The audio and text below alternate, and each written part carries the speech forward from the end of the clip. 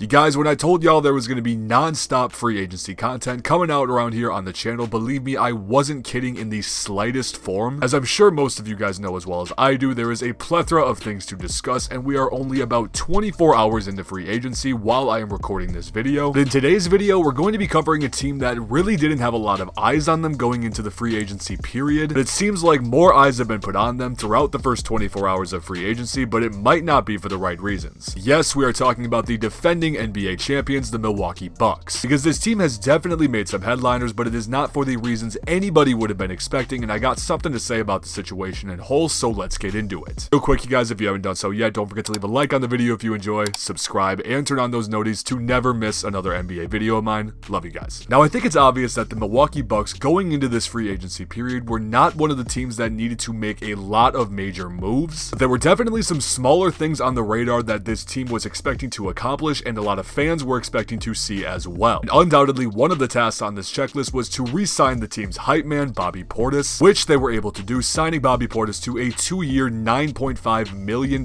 deal, which might be considered one of the biggest steals of the free agency period. And I'm saying this in the sense that Bobby Portis could have got an absolute bag if he decided to go anywhere else in the league. And with the current contracts of all of the Bucks rotational players throughout the playoffs being secured through at least the next season, getting Bobby Portis to return for at least one more year was definitely one of the top targets for the Bucks this offseason. There was one other move the Bucks really seemed destined to make, and it was only a matter of time before it was going to go through, and this involved their newly acquired leader in the 2021 season in PJ Tucker. If you guys haven't been following along with free agency news over the first 24 hours of everything unfolding, we'll be the first person to tell you that PJ Tucker ended up signing with the Miami Heat on a 2-year, $15 million deal. Now, real quick, I'm going to mention that I am a Milwaukee Bucks fan, and the fact that we were not able to retain PJ Tucker, it stings more than I can even describe, because PJ Tucker is the literal definition of one of those players that you hate going up against but absolutely love when he is on your team. If you guys did not know, over the course of the last week after the Bucks won their NBA championship, the consensus within the organization and through rumors is that the Bucks were prioritizing to give PJ Tucker an extended contract of around 2 years worth $20 million total dollars. By judging what has gone down over the course of the last day, along with what PJ Tucker posted on Instagram, stating that he was lost for words and that his career took a major turn at that point, it's safe to say that the Bucks front office straight up just changed their mind. The conversations are going left, right, and all over the place about if the Milwaukee Bucks are going to regret this in the long run. Because I'll be the first person to tell you that even though PJ Tucker only put up averages of around 4 points, 5 rebounds, and 1 assist per game, is one of those players, especially on the defensive side of the ball and through leadership, that a team desperately wants to acquire. I can also add on to this that it's one thing for PJ Tucker to leave and go to a different team, but the fact that he's going to the Miami Heat probably stings for every Bucks fan even more. But besides the fact of the Bucks retaining Bobby Portis and losing PJ Tucker, let's look at what else they have tried to do to repeat as champions in the 2022 season. As first, they were able to sign former Celtics Semi Ojeleye to a 1-year minimum deal. If you are not aware of Semi Ojeleye's game, I'll be the first person to tell you in 2021 he put up some averages of around 4.5 points, 2.5 rebounds, and an assist per game. If any of you guys were paying attention to when these free agent signings were going down, you would have noticed that this Semi Ojeleye signing was made after PJ Tucker agreed to sign with the Miami Heat, kind of indicating to the idea that Semi Ojeleye will be acting as a PJ Tucker replacement going into the 2022 season. Now, I'm not saying that this is the exact reason, do not quote me on that, but when you look at their averages side by side and look at their efforts on the court as well, it's pretty obvious that this is what the Milwaukee Bucks had in mind. But all in all, I really do feel like Semi Ojeleye was not a player that was seen on the Bucks radar for any fans and or analysts, so it's going to be really interesting to see what kind of role he is thrown into for this team next season. And on top of this, the Bucks also went out and agreed to sign Rodney Hood to a 1-year minimum deal as well once he is waived by the Toronto Raptors. And I think it's known by most NBA fans that Rodney Hood is one of those players that is still young and has potential, but has had a career that has been riddled by injuries time and time again. Regardless of this fact though, he still has career averages of around 11 points per game while shooting 37% from 3. This is a signing that honestly could end up helping the Milwaukee Bucks again if he is able to stay healthy throughout the season, as this will seemingly act as a Bryn Forbes replacement, as there is rumors that he is going to sign elsewhere this free agency. So with this signing right now, yes, it seems like a solid one, but what's going to determine if this was a success or not is again the status of Rodney Hood throughout the entire year. But besides these two signings and the fact that the Bucks actually just signed George Hill again as well right when I am recording this video, these are decent signings, but again not really anything substantial that is going to put them over over the top of what they were last season. I do know some people might be like, what are you talking about? They're defending NBA champions. Who says they need to improve? For anyone that watched the 2021 NBA playoffs, you guys know as well as I do, barring some crazy injuries that go down again, the Bucks are going to need to improve if they're going to want to repeat. However, you guys, there are still some talks going around about the Bucks free agency moves over the course of the next couple of days that might happen in the foreseeable future. And again, I am recording this video just 24 hours into free agency, so if one of these signings already happened while you're watching this video, I do apologize. Anyway, if you were not aware, the Bucks are still able to sign a player in the league to a mid-level exception contract, which, if you're not aware of what this is essentially an exception that can be made to sign any player in the league to a $9 to $10 million